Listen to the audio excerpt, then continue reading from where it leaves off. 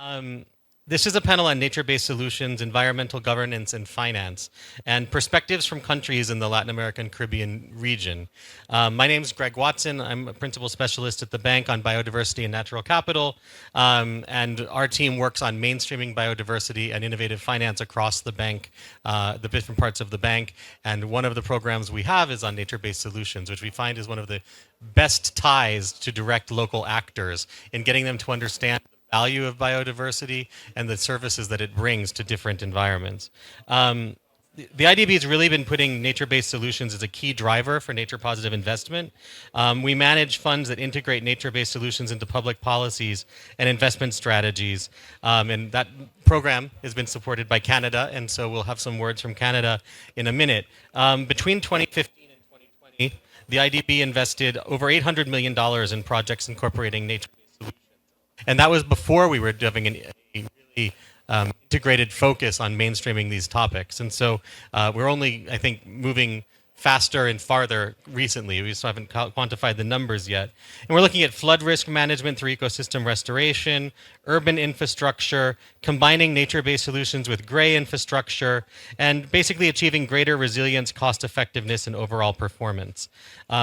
The IDB plays a role in embedding this nature-based solutions in our country strategies, in the work that we do with subnationals, and then financing it across the way.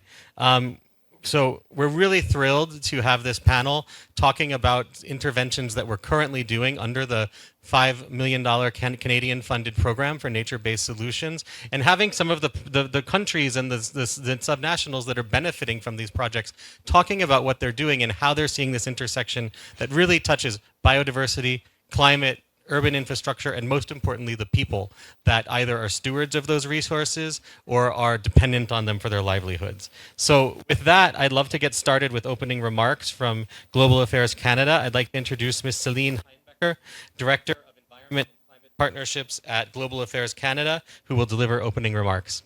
Thank you. Thank you very much. Hello, everyone. Thank you for coming. So I'm Celine Heinbecker. For people who might not know what Global Affairs Canada is, it's our foreign ministry, and it is the department that supports our foreign affairs, trade, and development ministers. And I work in the part that focuses on international assistance. Canada recognizes that climate change and biodiversity loss are mutually reinforcing and must be tackled together. The most vulnerable, including women, Indigenous peoples, people living with disabilities, are disproportionately impacted.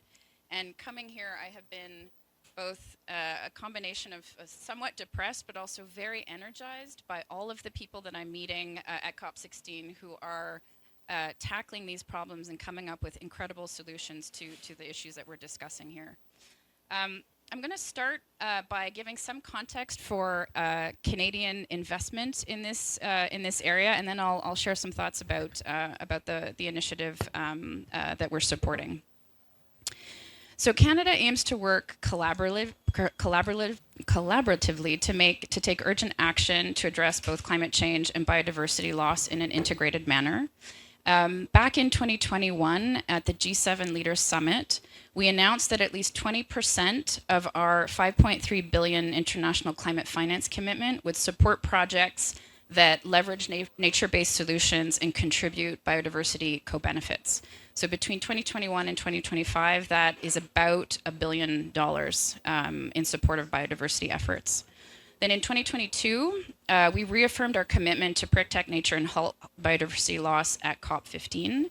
In Montreal, we announced $350 million in new funding to support developing countries to increase their capacity to implement the Kunming-Montreal Global Biodiversity Framework. The additional $350 million is in funding is a recognition that we needed to have dedicated resources for biodiversity-specific efforts. And that funding falls into two buckets. $200 million is for the Global Biodiversity Framework Fund, managed by the Global Environment Facility. Canada was the first to pledge support to that fund, and we strongly encourage others to join us in supporting that fund. Another bucket is $150 million, which is an envelope dedicated for international biodiversity programming with a range of Canadian and international partners. So we're directing climate and biodiversity funding to initiatives that advance nature-based solutions, which brings me to the initiative with the Inter-American Development Bank.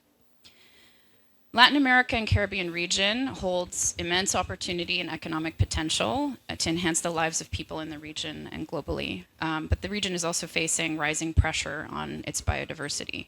So we're proud to be providing $5 million to support this initiative. You called it, I think, the Nature-Based Solutions Initiative. I have a longer title here. It's promoting improved climate change governance through the implementation of nature-based solutions in Latin America and the Caribbean. We always have very long project titles. The initiative seeks to create the enabling conditions in 4 countries, Brazil, Colombia, Guatemala, and Mexico, for the adoption of gender-responsive, nature-based solutions in different areas: transportation, integrated landscape management, water and sanitation, urban planning, and watershed management. As traditional sources of development finance, as we know, can't on their own meet the incredible needs, we need to accelerate efforts to mobilize financing from all sources, including the private sector. And so with this in mind, the initiative also aims to help unlock new funding streams for private sector investment and scale up the co-benefits that contribute to climate change mitigation and adaptation.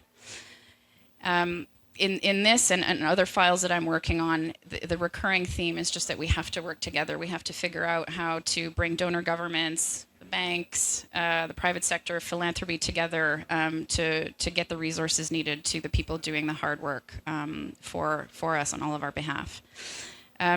So I won't keep going. I don't want to take up too much time because the panel is going to be explaining the wonderful things that they're doing with this initiative. So congratulations to the bank and to the partners, and I wish you all so much success. Thank you.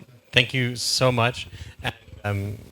You're limited in seats, so we're going to be some seat shuffling here during the event. So just please don't get distracted as we shuffle around during the panel.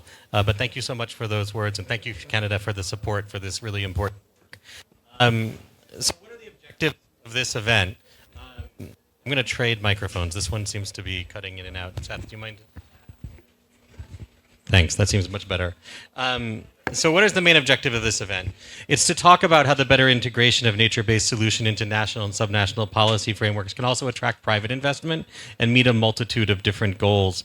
And we want to show that there's really interesting work happening at the national level within cities, which are really hubs of innovation and creativity on this topic, because they are the place where this all intersects with what people need. And so I think that it's really telling that we have a number of cities and subnationals here in the event. We have representatives from 3 of the 4 pilots that are being funded by the program here today. Unfortunately, Mexico couldn't join us, but they're working on the sponge city concept. So we want to start with a little bit of an kind of intellectual and research overview on nature-based solutions in urban environments. And so for that, we've invited Laura Bulbena, who's the manager of the Cities for Forest Initiative at WRI Colombia. And they're one of the partners of the IDB for a long time on this topic. And she's going to do a brief presentation on key trends in financing these initiatives, especially highlighting the role of the private capital markets in this space. So Laura, por favor.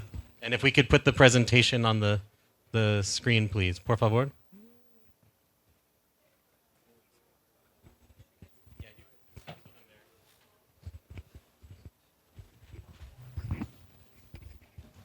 Good morning, everyone, and thank you, Greg, for those kind words. We're really happy to be here. IDB has been a great partner of ours. Today, I'll be giving you an overview in terms of financial instruments, the state of nature-based solutions in Latin America and the Caribbean. Siguiente diapositiva, por favor. Okay, so we know that UNEP has estimated that the amount of finance needed for nature-based solutions is less than half needed by 2025 and less than the third that's needed by 2050, right? And when we say what's needed, we're talking about finance for nature-based solutions that's gonna help limit climate change to 1.5 degrees Celsius, halt biodiversity loss, and also achieve land degradation neutrality. We also know that nature-based solutions can help countries and cities in the region adapt and increase resilience to climate change while providing important co-benefits to biodiversity. Gracias. So there's an opportunity in the region. You know that Latin America and the Caribbean is one of the regions in the world that's most susceptible to the effects of climate change. We're seeing it now. We had devastating floods this year in Brazil. Bogota is currently experiencing droughts. We had forest fires in Quito a couple of weeks ago. So this is to say that there's an immense opportunity in the region to increase finance for nature-based solutions that tackle climate adaptation while providing biodiversity co-benefits. As Greg mentioned, I'll be providing some data, let's call it that, in terms of how nature-based solutions projects have been financed in the region. This is actually based on some research we did with the IDB and we published in 2021. What we found is there are 156 projects approximately in the region that are aimed at increasing resilience in 4 sectors. We have the water and sanitation sector, the energy sector, urban development, and transportation. This doesn't mean that there are only 156 projects. It means that based on our research, those were the ones we were able to identify.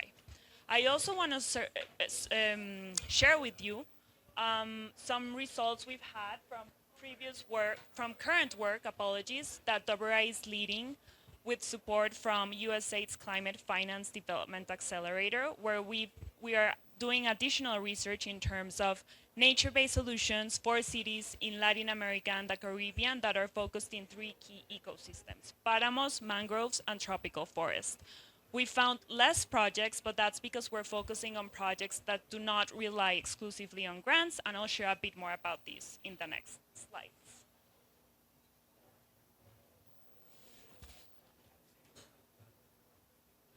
So what are we seeing in terms of nature-based solutions and the different economic sectors? Most of the projects we identified in that study with the IDB are focused in the water and sanitation sector. There's definitely some room for opportunity in other sectors, especially energy, that are not where there aren't that many nature-based solutions projects. In the research that WRI is currently leading with support from USAID, we found the same trend, right? Most nature-based solutions are taking place in water and sanitation. This can be due to different reasons, right? But what I will highlight is that the water and sanitation sector is one of those sectors that has been very successful in using utility rates, right, to finance the interventions of nature-based solutions. And this is very relevant in terms of how these projects are being financed.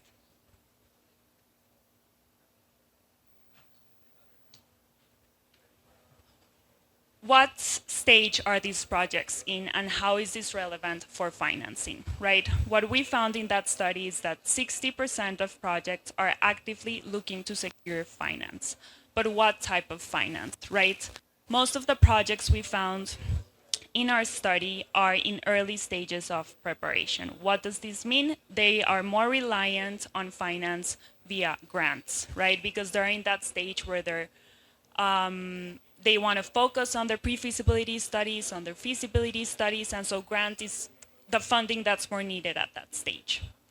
However, there are other projects that have evolved more, they're more advanced, right? They're either at their pilot scale, and therefore they require a different source of finance. Even though they've relied on grants, it's more ideal for them to start looking for other sources that will provide finance in the longer term. And that's needed for these nature-based solutions projects to be able to reach the scale for impact needed in terms of adapting to climate change, increasing the resilience of cities and countries to climate change. So this is very relevant in terms of private finance, right? Because what we've heard from private investors is that they have different reasons why they're not necessarily investing in nature-based solutions, right? One of the main reasons is because they haven't been able to find projects that are, as they want to call, reaching bankability, or that have been developed to a point where it's less riskier for private capital to entry. As you can see on this graph, and just as I was saying, most of the projects we identify depend on grants. This is not necessarily bad, as I was mentioning, right? However, we need to keep in mind that grants provide limited funding at times when compared to the amount or rather the size of the nature-based solutions projects. In addition to that, grants usually are, as I said, limited, right? And they're provided for a short period of time. Therefore, when we think about nature-based solutions projects where we are conserving, better managing an ecosystem, we already know that benefits from those interventions are going to be shown in a longer period, right? We're talking about 10, 15, 20 years.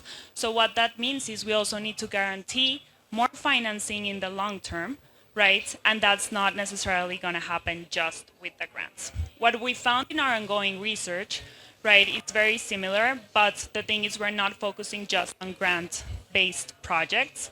What we've seen is that for nature-based solutions projects applied in páramos, mangroves, or tropical forests, most of these are financed either by return-based investments, such as loans, or via utility rates, as I was mentioning previously, specifically for the water and sanitation sector.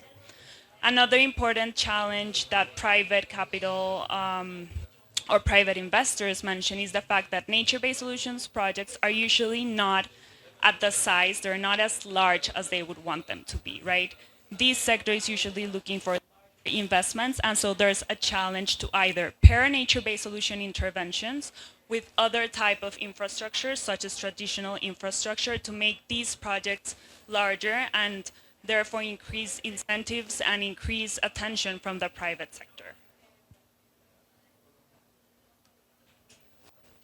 But what we've seen is there are innovative financing mechanisms already in place, not only in Latin America and the Caribbean, but also in other parts of the world. Here in Latin America, in Ecuador, we have a very successful example of Quito's water fund, FONAC, where they've been able to leverage money from the water utility, and they also have their endowment fund. In Mexico, we've also seen how in Quintana Roo, there's an insurance policy that allows the municipality to better manage their mangroves after their coral reefs, after hurricanes. So this is a very interesting finding. I also want to detail a bit more in terms of the green bonds, because green bonds are a very, I would say, special instrument. As I was mentioning, when we think about the challenges there are to finance nature-based solutions, especially have finance from the private sector, to have private capital, right? First issue we have is the size of projects. The good thing about green bonds is they usually are or meet the project size that private investors want. So that's right, a very good opportunity in terms of the green bonds. In addition to that, green bonds are a established mechanism. Therefore, they provide confidence and trust, right, amongst investors. And in addition to that, because they're labeled as green, they have that green designation, there is also clarity in terms of how the funds are going to be utilized, right?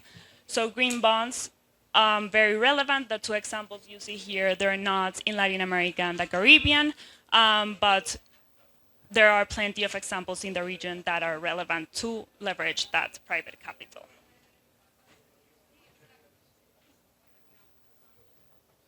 And then just to close up before the panel starts, I would say, as I was just sharing, there are different challenges in terms of leveraging private capital for nature-based solutions.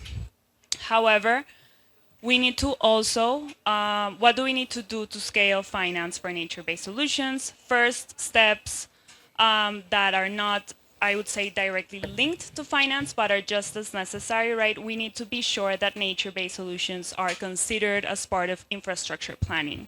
That means governments must be aware of what nature-based solutions are, how to implement it, how they can be incorporated into projects, and the same applies for project developers. In addition to that, right, investors are also citing that the lack of data to show that nature-based solutions in fact provide the benefits that we're saying exist is also one of the measures why they're not investing at a larger scale. So what that means is we need to improve monitoring of nature-based solutions, right, to give the data that investors are seeking for. There's also room to establish more secure cash flows if we're talking about having private finance in these projects. We need to guarantee these investors that will be able to pay a loan, to repay investors in a green bond, and that needs to be done by showing in the projects that there are cash flows to pay back. And then lastly, to close off, right, nature-based solutions, as I was mentioning at that start, and as we've heard today, they provide a wide range of co-benefits. Some of these co-benefits can be monetized, right? And so we should also be looking as to how to monetize them and add them as part of the nature-based solution projects to increase investor confidence and ultimately increase financing that's needed to close the gap, the current finance gap there is for nature-based solutions for adaptation. With that, I'll close off. Thank you, Greg. Thank you so much, Laura. And Laura's we're going to trade seats again because we're going to start our panel. And here, our host, the mayor of Cali, our local host for the COP, who will join the stage. And while we do that, I will begin to introduce the panel. So, Señor Alcalde, si quiere sentar. Gracias. So I'm really excited about this panel that we have today.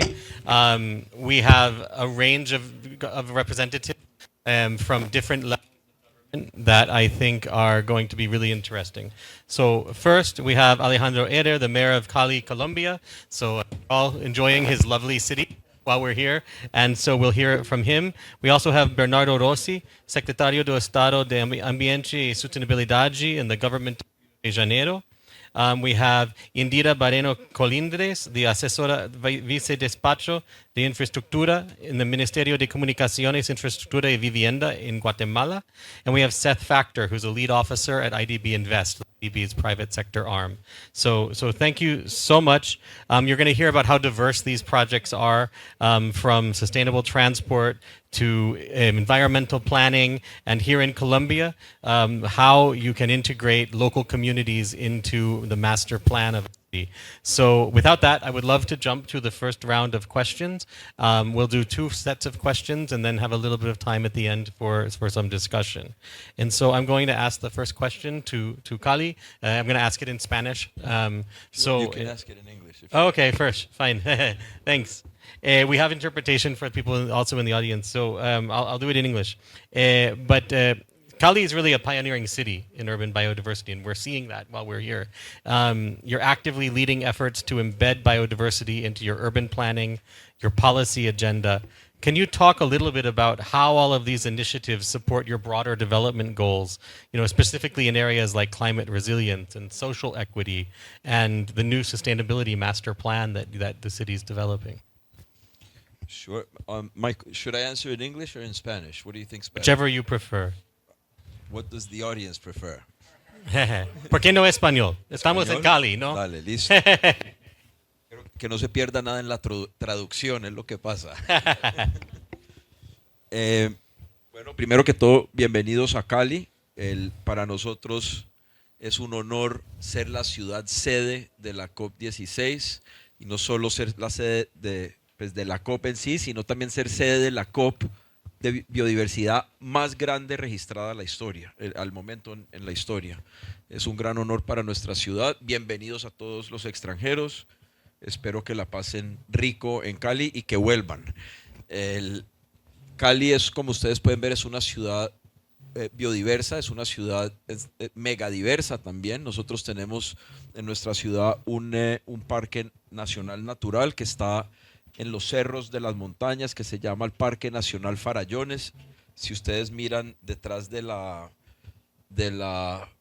estatua de Cristo Rey, parecido a la que tienen en Río, un poquito más chiquita, detrás de la estatua hay unas montañas muy altas. Ese parque es uno de los 5 parques nacionales naturales más megadiversos de Colombia y por ende del mundo.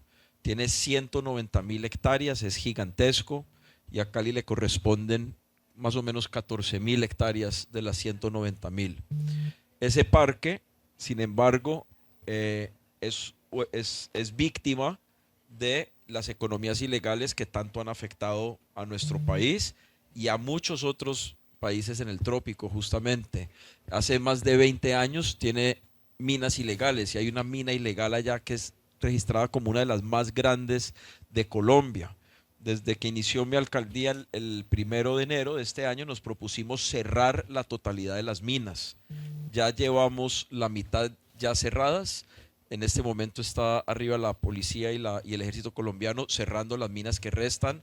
Antes de finalizar noviembre habremos clausurado el 100% de las minas en el parque.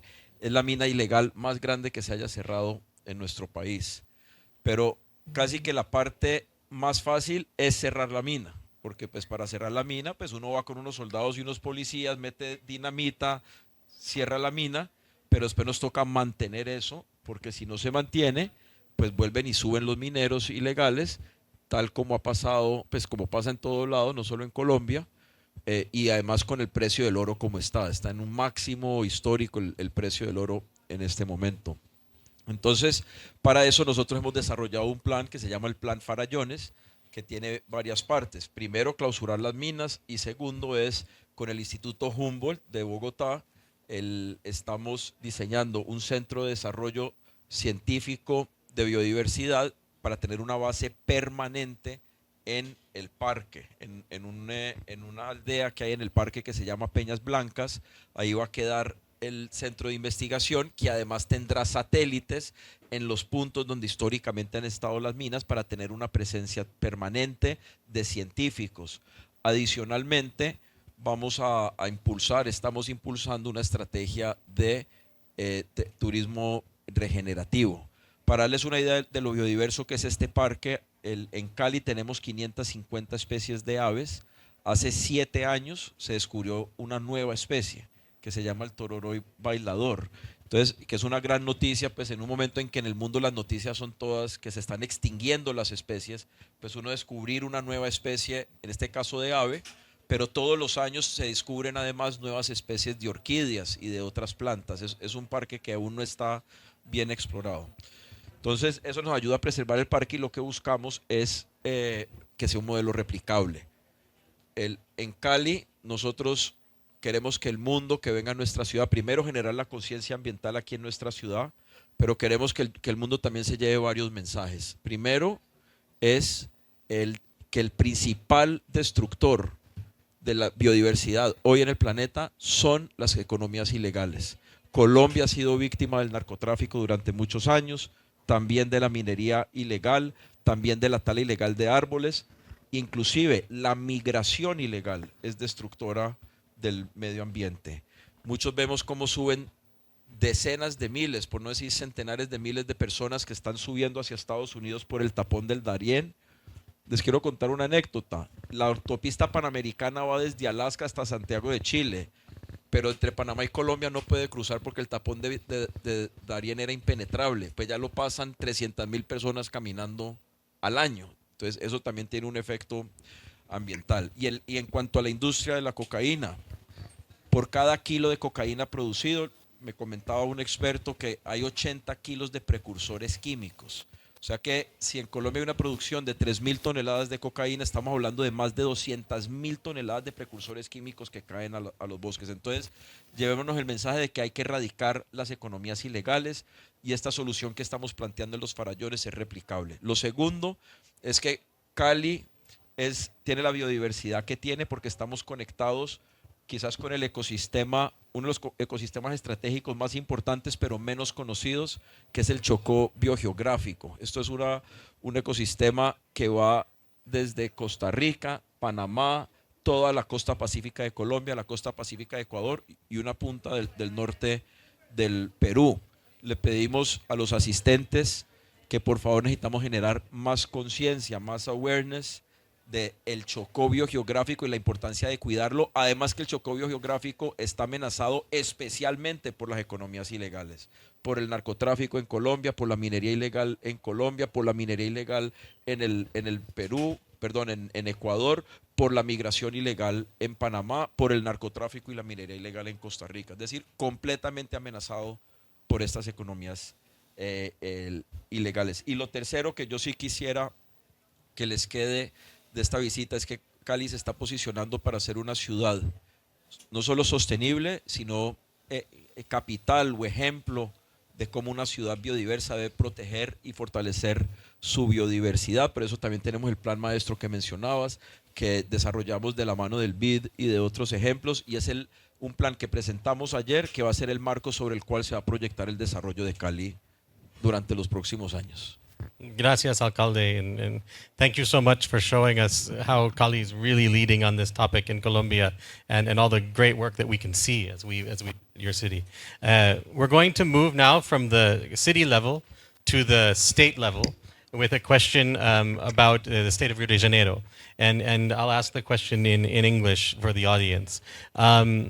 So the Rio de Janeiro region is globally recognized, and anybody who's ever been there knows it's a biodiversity hotspot.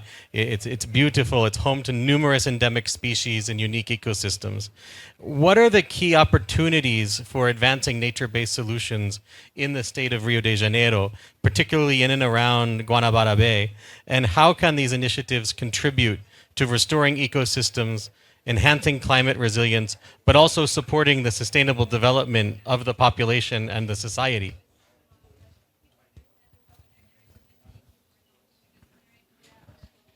Gregor, você me permitir falar em português? Tudo bem. Primeiro, uma boa tarde já, né? Passou de meio-dia. Agradecer a presença de todos aqui assistindo também, quem está nos acompanhando também via internet. Mas, Gregor, eu queria fazer um agradecimento especial ao nosso prefeito de Cali, porque eu tive a oportunidade de ser prefeito de uma cidade no estado do Rio de Janeiro chamada Petrópolis. É uma cidade incrível, tem suas belezas históricas, naturais, gastronômicas, mas talvez seja, por um outro lado, talvez não, ela é a cidade, por um outro lado, com o maior risco geológico do estado do Rio de Janeiro e talvez do mundo. Nós tivemos grandes crises lá, como inundações, cheias, deslizamentos. E com isso eu aprendi muito, por ter passado ali pela prefeitura, a importância de ter projetos de prevenção, de projetos de resiliência, de adaptação. Então, assim, nesse resumo, ter o prefeito aqui é uma honra muito grande, porque eu sei a dificuldade da atividade de ser prefeito. Então, ele tirar o tempo dele de poder estar aqui conosco, queria te agradecer.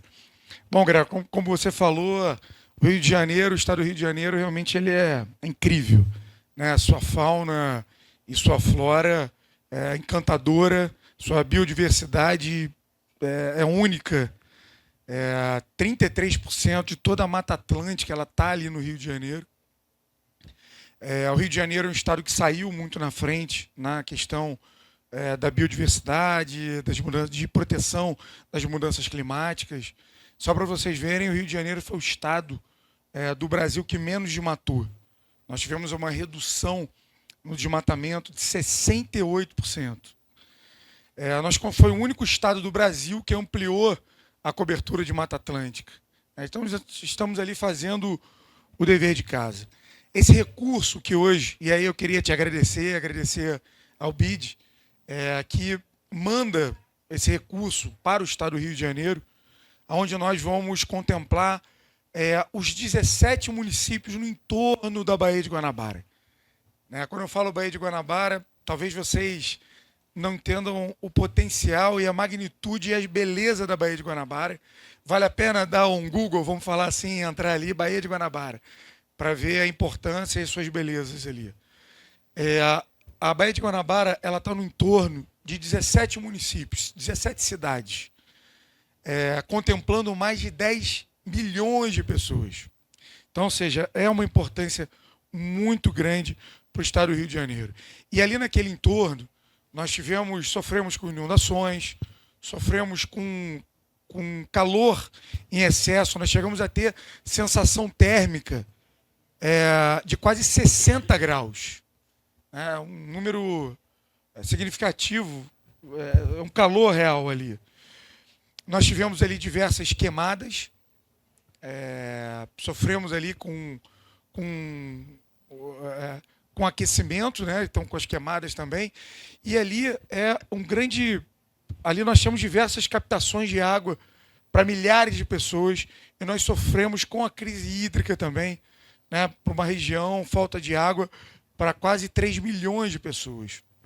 Então hoje, quando nós temos esse apoio do BID para implantar projetos que vai desde do treinamento, conscientização, a ensinar esses 17 municípios a buscar recursos, não só estaduais, federais, mas internacionais também. Nós temos ali, com essa parceria, com esse projeto, uma forma de ampliar os mangues. A gente sabe da importância dos mangues para quando tem elevação do nível do mar. Então, esse é um projeto que vai beneficiar mais e conscientizar e trabalhar na biodiversidade da Baía de Guanabara. Então, assim, poder ter uma parceria internacional com o BID para o estado do Rio de Janeiro, ali no coração da Baía de Guanabara, é muito importante. A Baía de Guanabara, na verdade, nós temos ali uma riqueza da economia do mar, da economia azul. Né? Então, assim, é de grande valia, principalmente nesse momento que o estado do Rio de Janeiro vive, que nós estamos investindo muito na qualidade da água. Né? Já fizemos diversos tratados internacionais, um deles com a Unesco, para a diminuição do plástico nos oceanos. O Rio de Janeiro hoje tem um convênio com a OCDE para se tornar metrópole azul. Nós fizemos a maior concessão pública, Gregory, da história do Brasil de saneamento básico. A qualidade da água, o nosso sonho é tornar a Baía de Guanabara balneável, e esse projeto vai nos ajudar nisso. Mas com a concessão pública, a qualidade da água da Baía de Guanabara ela melhorou muito. Voltaram diversas espécies marinhas que tinham sumido, como tartarugas, cavalos marinhos. Nós estamos ali tendo um celeiro de espécies de raias. Com a concessão pública do saneamento básico, nós tornamos praias que não eram balneáveis, voltaram a ser balneáveis. Eu acho que todo mundo aqui, quando fecha o olho, tem a visão do Rio de Janeiro, da Praia do Flamengo, que é o cartão postal do Rio, que é ali o Pão de Açúcar, aquele bondinho. Né? Então, aquela praia não era balneável, ela se tornou balneável. A Praia da Glória, ali do lado, se tornou balneável. Botafogo, Paquetá e diversas. Ganhamos mais de 6 praias do selo azul internacional.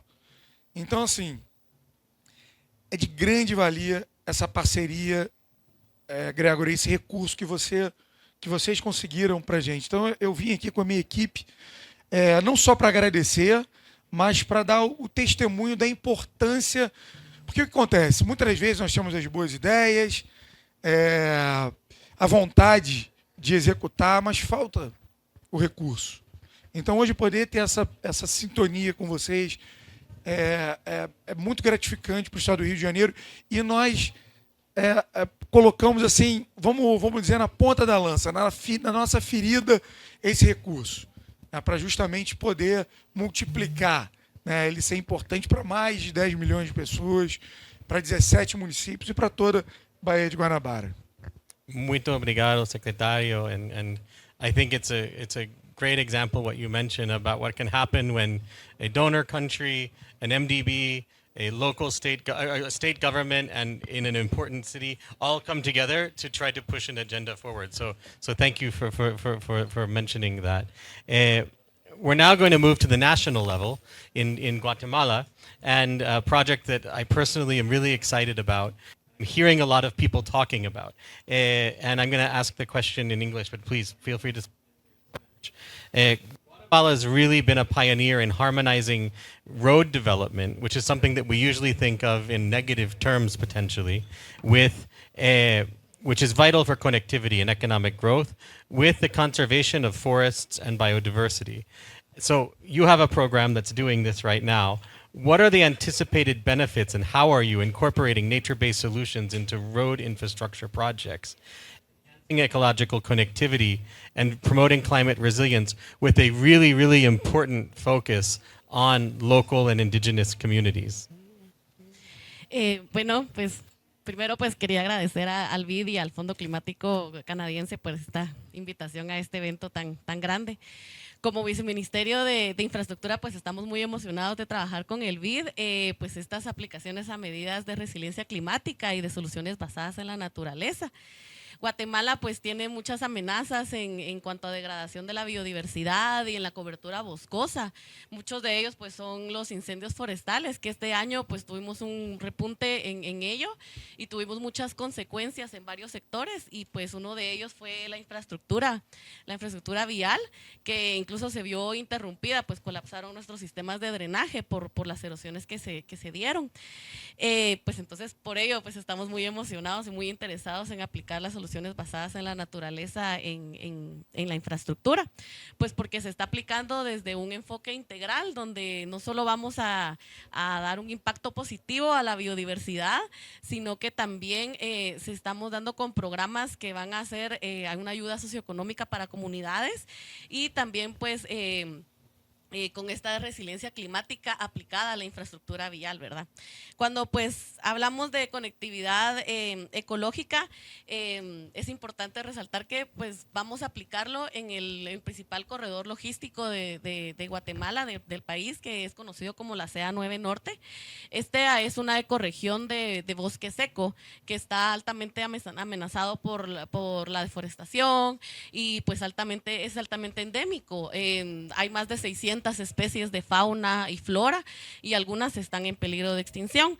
Pues como parte de estas soluciones, pues no solo vamos a regenerar este bosque, sino que también se va a restaurar desde un enfoque de agropaisaje, lo cual va a permitir que fue la restauración y la conectividad ecológica también aplicando pues pasos de fauna.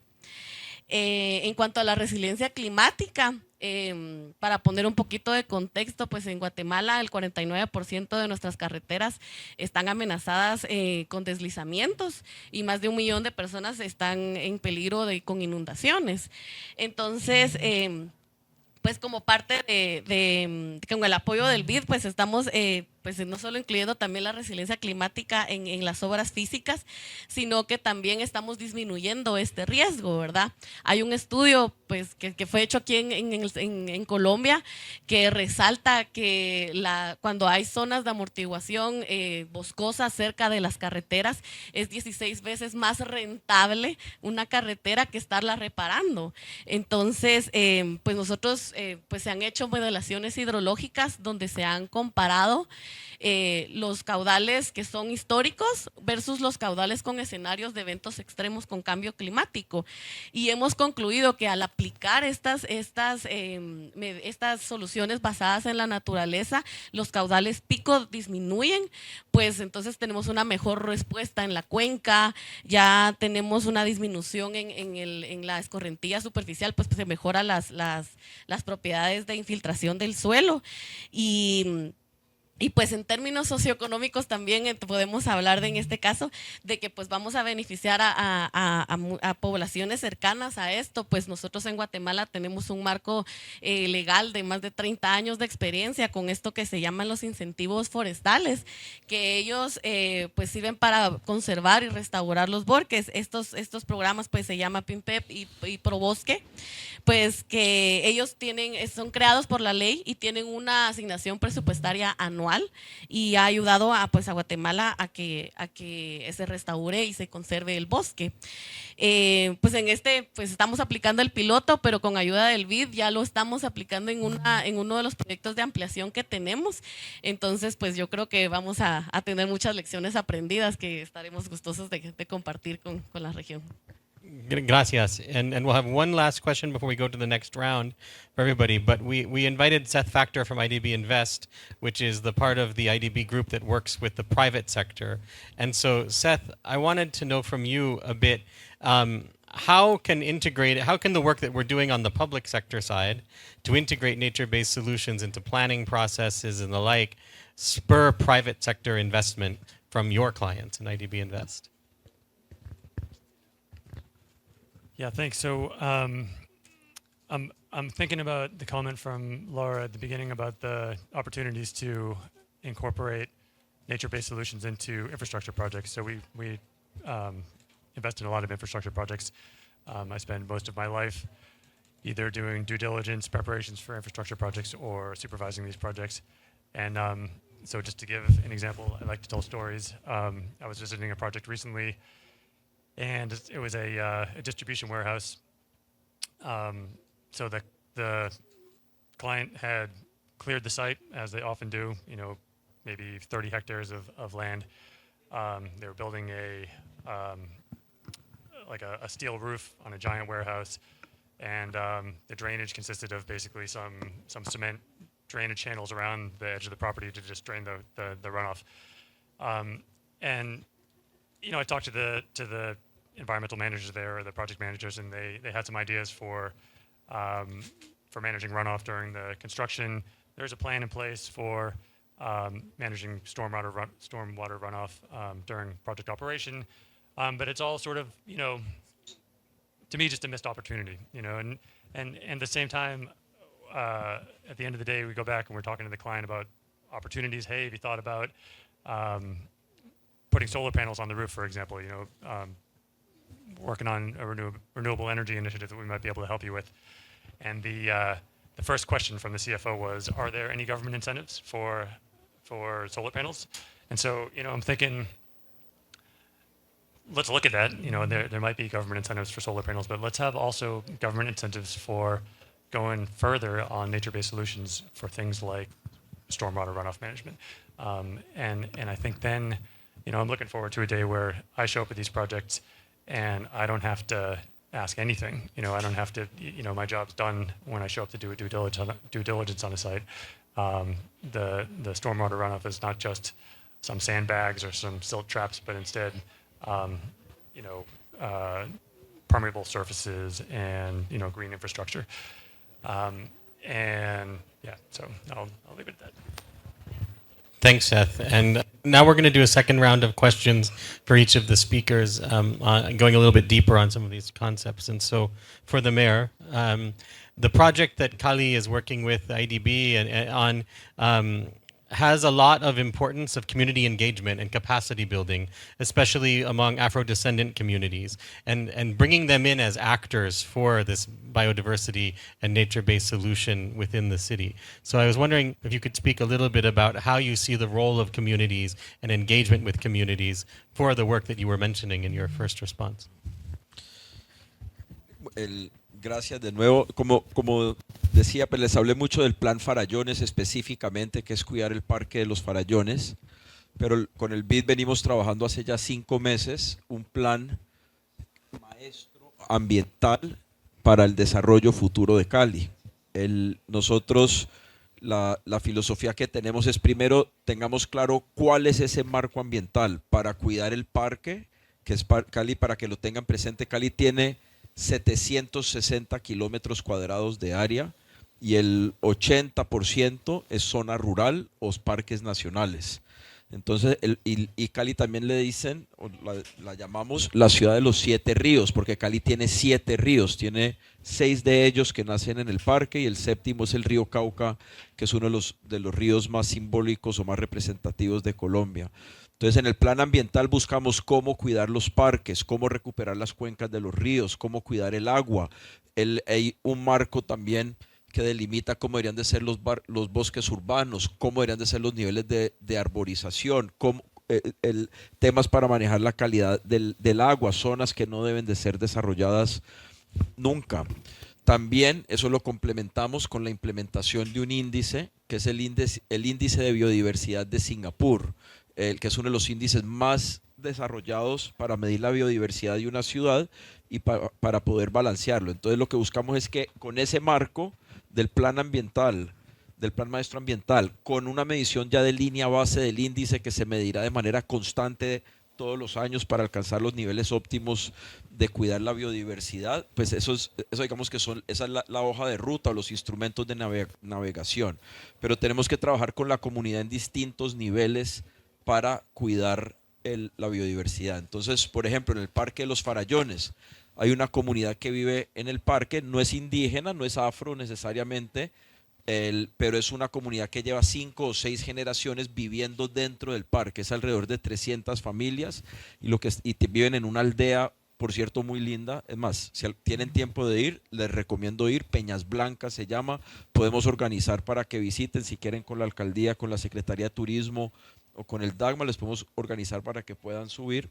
Y estamos organizando a la comunidad que ha sido agricultora tradicionalmente para que se vuelvan guardabosques. Los miembros de la comunidad que trabajaron en las minas, hoy los estamos vinculando como guardabosques y estamos preparando a la comunidad para recibir ecoturismo y turismo regenerativo. Pero también estamos trabajando pues con la comunidad a distintos niveles. Por ejemplo, acabamos de terminar un piloto educando a 350 niños sobre los lazos entre el cuidado ambiental y el desarrollo humano y el desarrollo social.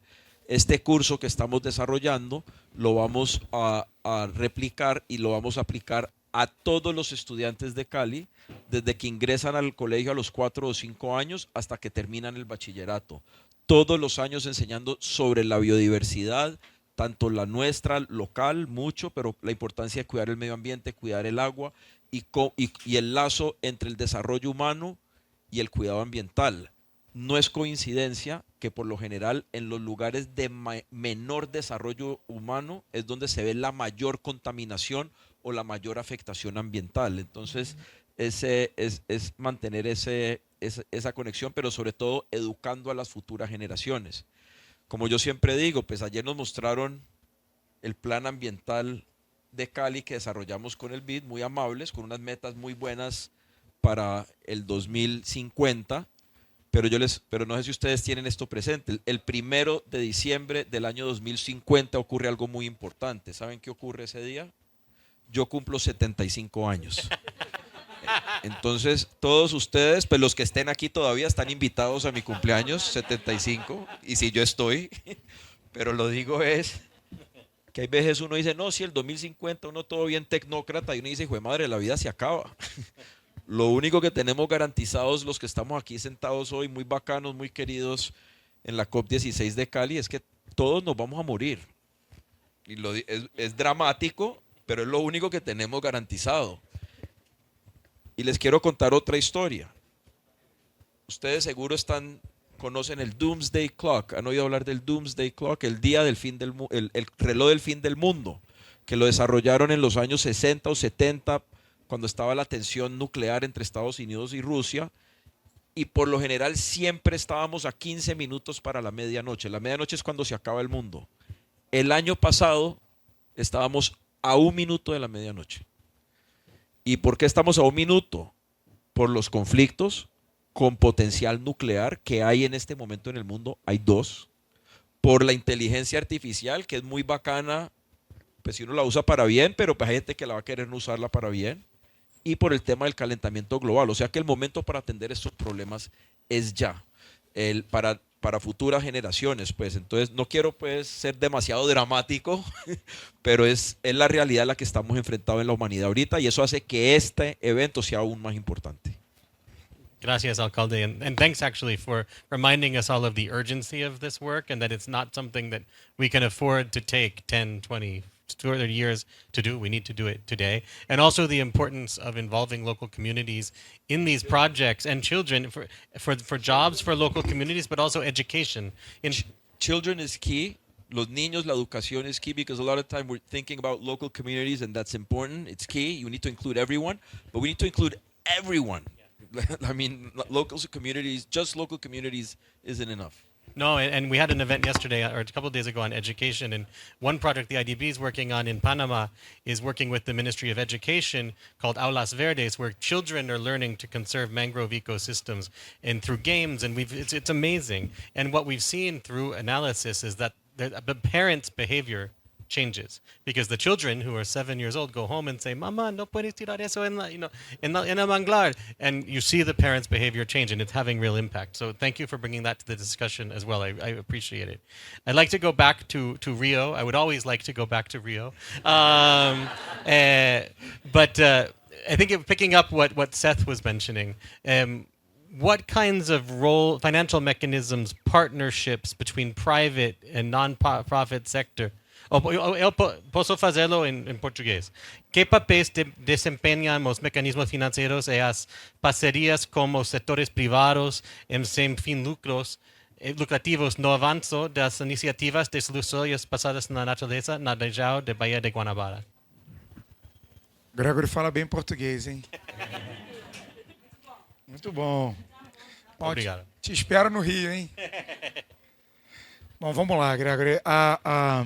As parcerias, e aí, como ONGs, bancos, iniciativa privada, elas são muito importantes. Eu já citei aqui um exemplo, mas eu queria reforçar ele, que foi a concessão pública de saneamento básico. Além de tornar as praias balneáveis, ter melhorado a qualidade da água, nós vamos conseguir a universalização da água, levando para 100% água limpa para as pessoas, e vamos conseguir praticamente 90% do tratamento de esgoto que era jogado nos rios e nos mares. Um outro exemplo que eu posso dar é de restauro e reflorestamento.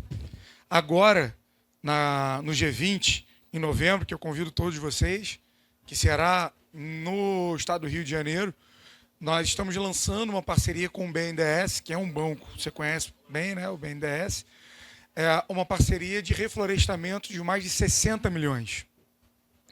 Agora mesmo, eu encontrei uma empresa aqui, tenho aqui, cadê representante? Está aqui, a Tree, que é uma empresa que produz papel também, né? Oi? Na verdade, silvicultura. Outra empresa que nós encontramos aqui que produz papel, uma parceria, talvez única no estado do Rio de Janeiro, que vai ter um plantio e restauro de áreas degradadas, como pasto, tudo de mais de 15 mil hectares. É uma bela parceria. Para vocês verem, 60 milhões de reais, isso dá o que em dólar? Vamos lá. 10 mil dólares, 10 milhões de dólares, 10 milhões de dólares. Nós vamos fazer um plantio e reflorestamento de 5 mil hectares. Eles vão fazer um reflorestamento de 15 mil hectares. São parcerias, exemplos de parcerias que nós podemos dar aqui, e diversas outras também. Então, assim, essas parcerias para um estado como o Rio de Janeiro, que tem 600 reservas biológicas, 600 parques. Nós estamos finalizando um estudo e vamos abrir o edital para fazer parceria público-privada nesses parques, de poder cuidar e explorar melhor, ter uma estrutura maior para receber os moradores, os turistas, os frequentadores dessas reservas biológicas. Então, assim, nada se faz sozinho. Nós estamos agora com uma parceria, eu vi aqui bastante com atenção o nosso prefeito de Cali falar. Nós estamos fazendo uma parceria com a ONU Habitat, onde nós vamos levar capacitação e treinamento para as cidades, para atingir a meta dos 17 ODS. E, com isso, nós estamos levando educação ambiental junto. Não só para os jovens, não só para as crianças, mas também para as autoridades locais, para a sociedade civil organizada. Então, assim, toda parceria é bem-vinda para poder atingir a ponta. Porque o problema, ele não acontece na federação, ele não acontece nos estados, ele acontece nas cidades. Ele acontece em Cali, ele acontece em Petrópolis, ele acontece na ponta da lança, nos municípios. Então, quando nós temos essas parcerias, ou públicas, ou privadas, ou organizações sem fins lucrativos, a gente consegue ampliar os nossos braços para chegar aonde realmente é necessário. O estado do Rio de Janeiro tem esse grande potencial que nós já falamos, mas tem as suas dificuldades. Então, com isso, a gente consegue atingir melhor os nossos objetivos. Essa é uma parceria que eu estou aqui, voltando a agradecer, com o BID. É uma parceria, uma grande parceria, que vai ampliar e chegar a 10 milhões de pessoas, né, diretamente. Indiretamente, o que é isso? Você resgatar a Baía de Guanabara, né? Você conseguir ter projetos lá, como eu já falei aqui, os problemas que nós temos lá de inundações, de aquecimento, de crise hídrica, de desmatamento, de queimadas. Então, aqui é uma parceria que nós estamos fazendo aqui. Muito obrigado. And I think I want to just emphasize one point that you made. It's not just about capacity building, for the private sector, but it's also for local officials. It's also for the community to be able to speak the same language in terms of designing these kinds of projects. So I think that we all need to come together with platforms that can show the benefits of these kinds of solutions across multiple objectives. And so I think that's a really great point. Otra vez a Guatemala. ¿Qué estrategias podrían ser implementadas para reforzar las capacidades institucionales dentro del gobierno para el planeamiento sustentable e infraestructuras de transportes?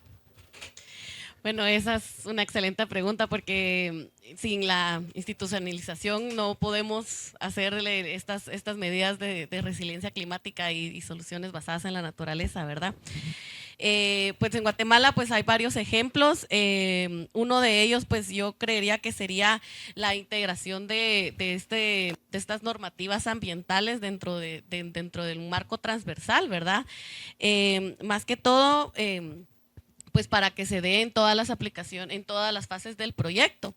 Un ejemplo que tenemos ahorita en Guatemala que es un avance es la actualización de nuestras especificaciones generales de construcción de carreteras y puentes de la Dirección General de Caminos, que este es el ente que construye las carreteras en Guatemala, y pues en su sección 800 pues se incluyeron aspectos ambientales para la construcción de infraestructura basada en el cambio climático, ¿verdad?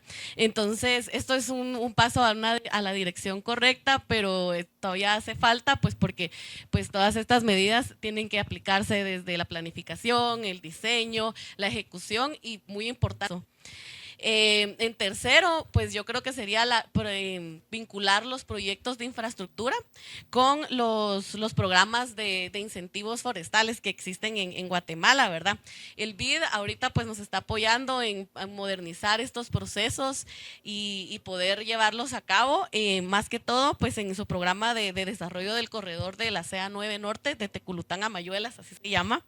Entonces aquí pues se va a ofrecer la asesoría técnica a las comunidades de estos lugares para que ellos puedan ingresar a estos incentivos forestales, ¿verdad? Pues porque a veces estas comunidades pues tienen muchas limitantes, ya sean limitantes de educativas, lingüísticas, entonces pues esto ya pues nos va a pues, hacer esta barrera pues un poquito más pequeña y fomentar pues estos programas, ¿verdad?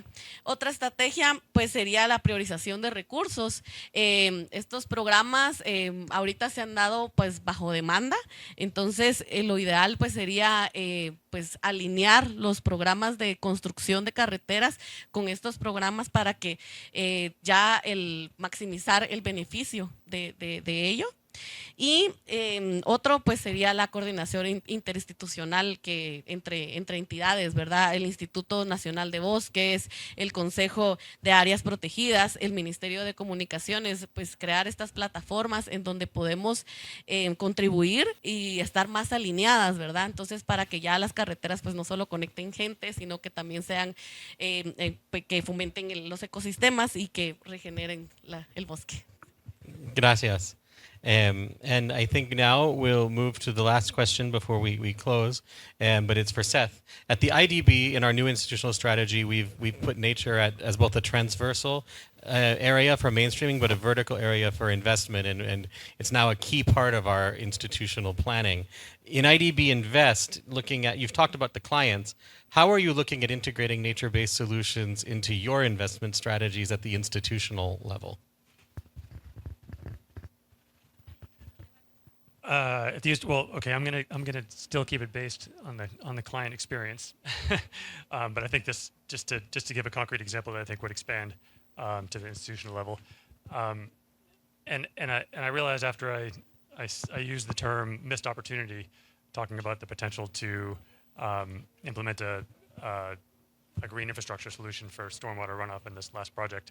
That opportunity actually still exists, and so this is what we're doing, and I think this really drives home the point of why we need regulatory and political policy influences to sort of upstream and lay the groundwork for these types of engagements. So now we're coming in late because the project's underway, so it's a little harder. But we're still looking at opportunities here. We do our due diligence. We see that there's room for doing things a different way. There's room for implementing a green infrastructure solution, not just for this one distribution warehouse, but for this client's past portfolio. We could help them retrofit their existing facilities, and then we can get them to a place where they might commit to implement these same types of sort of forward-thinking nature-based solutions in their new facilities that they're planning to build, partly with our financing. And then if we can get to that place with them, if we can get those commitments, then we can start talking to them about like, for example, green bonds, where we can say, all right, well, we're going to help you as part of your financial package. We can get you some better financing to help implement these solutions. We can start talking about unlocking concessional financing, where we can use donor trust funds to basically lower the cost of the financing to the client, based on their promises and then their commitments and their will to implement these types of measures. So that's where we're thinking strategically. We're putting it in place now. We're definitely looking at scaling these things up, and it's definitely going to help a lot if we have clients thinking about these things already before we walk into the door. So we don't have to be the one saying, hey, can we catch up? Can we try to do this? But they're already working on them, and then these types of financing are already unlocked for us. Thanks, Seth. And I think that's an interesting way that you said it's not a missed opportunity, because we can actually still do things in the context of projects that are happening. And I think that's another important message, that not everything has to start from a green field. So I want to, before I give the words for the closing remarks to our last speaker, I just want to thank all of the panelists. I can tell you I'm incredibly inspired by what's happening at all levels, and I think we all should go on a Latin American grand tour to visit. We're in Cali now, to go to Guatemala, to go to Rio de Janeiro and see all of this work in action, because I think it's tremendously inspiring, not only at the regional level but at the international level. And I hope we can take some of these messages into the negotiations as well. To close the panel, I want to invite John Fernandez, who's the director of the MIT Educational Solutions Initiative, to give some closing remarks. MIT is a leader in advancing innovative approaches to sustainability and climate resilience, and I'd just like to ask him to give some closing remarks, thinking about how nature-based solutions are really shaping the future of environmental governance and sustainable development. So John, thank you. I'll give you my mic. Thank you, and I'll do it from here. So first of all, thank you for the opportunity. And I'm going to do a couple of things. Closing remarks, there's one flavor, which is that you summarize. And I'm going to do a little bit of that, because I think it's important to repeat some important points. And then, of course, I will give you my own perspective and editorialize a little bit. So in terms of what we've heard, some general themes. First of all, I think we've heard it many times at this COP and outside of this COP, that climate and biodiversity addressed together is essential. There's no question. We're moving beyond having them be separated. And this is really about understanding the poly crisis, but also opening up a landscape for opportunity for organizations to engage in biodiversity. Many companies are becoming climate, it's the climate hushing, the climate quiet, they're going quiet on climate because they feel, well, maybe they don't have any more space to move in that, but the biodiversity landscape is opened up and it's a real opportunity. This COP16 in Cali is an extraordinary example of how a city can be so invested in this conversation as an example of a leader for so many cities.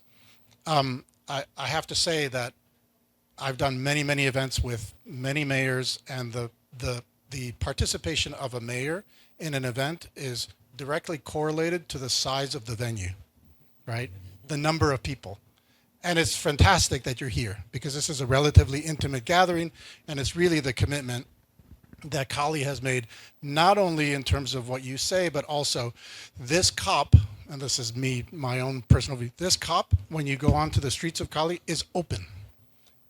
Every other COP climate COP that I've been to is closed. It's separated. It's sequestered. That's super important. And that just brings home another theme, which is that we have to work together. There has to be deep collaboration. So a COP in a city needs to engage citizens. But there's a lot more to that. So greater integration of MBS, we heard it, international and international priorities that have budget line items. The importance of transnational cooperation, we heard about that as well, especially across different scales, including communities that are transnational, communities in the Amazon that are not part of one country or another, but they are between borders or bridging borders. And the cooperation, the collaboration that goes as far as and should include education as part of what we do in addressing the biodiversity and climate crisis. And I've said many times in the work that I do at MIT that education is maybe the most robust solution that we can offer over time because it's the young people. Obviously, we've heard as cities as hubs of innovation, and it's surprising to hear about so much reforestation as part of Rio de Janeiro, but also the inclusion of national parks in Cali's portfolio, in Cali's land.